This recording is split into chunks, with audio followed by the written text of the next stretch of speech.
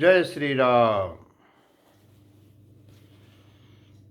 कीन्ही प्रश्न जहि भांति भवानी, जहि विधि शंकर कहा बखानी। सो सब हेतु कहब मैं गाई, कथा प्रबंध विचित्र बनाई। जिस प्रकार श्री पार्वती जी ने श्री शिव जी से प्रश्न किया और जिस प्रकार से श्री शिव जी ने विस्तार से उसका उत्तर कहा, वह सब कारण मैं विचित्र कथा की रचना करके गाकर कहूँगा। तुलसीदास जी कहते हैं, जहीं यह कथा सुनी नहीं होई, जनिया चरजु कर सुनि सोई। कथा अलौकिक सुनहि जज्ञानी, नहीं आचरजु करहि अस जानी। राम कथा कह मिति जग नहीं, असि प्रतीति तिन्हके मन माही। नाना भांति राम अवतारा, रामायण शतकोटि अपारा। जिसने यह कथा पहले न सुनी हो, वह इसे सुनकर आश्चर्य न करे। जो ज्ञानी इस विचित्र कथा को सुनते हैं, वे यह जानकर आश्चर्य नहीं करते कि संसार में राम कथा की कोई सीमा नहीं है। राम कथा अनंत है।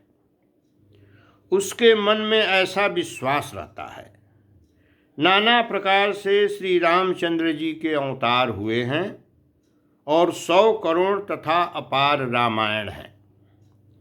कल्प भेद हरिचरित सुहाए, भांति अनेक मुनि सन गाए। करियन संशय अस उरयानी, सुनिय कथा सादर रतिमानी। कल्प भेद के अनुसार श्री हरि के सुंदर चरित्रों को मुनीश्वरों ने अनेकों प्रकार से गाया है। हृदय में ऐसा विचार कर संदेह न कीजिए और आदर सहित प्रेम से इस कथा को सुनिए। राम अनंत अनंत गुण अमित कथा विस्तार, सुनिया चरजुन मानि हैं जिनके विमल विचार। श्री रामचंद्र जी अनंत हैं, उनके गुण भी अनंत हैं और उनकी कथाओं का विस्तार भी असीम है। अतएव जिनके विचार निर्मल हैं, वे इस कथा को सुनकर आश्चर्य नहीं मानेंगे। यही विधि सब संशय कर दूरी, सिर धरि गुरुपद पंकज धूरी। पुनि सबहि बिनवो कर जोरी, करत कथा जेहि लागन खोरी। इस प्रकार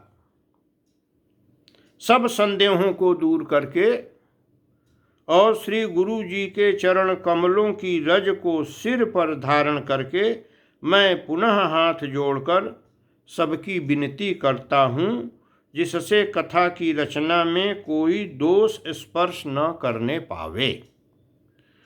सादर शिवहि नाई अब माथा, बरनौ बिशद राम गुण गाथा। संबत 1631, करऊं कथा हरिपद धरि सीसा। अब मैं आदर पूर्वक श्री शिव जी को सिर नवाकर श्री रामचंद्र जी के गुणों की निर्मल कथा कहता हूँ।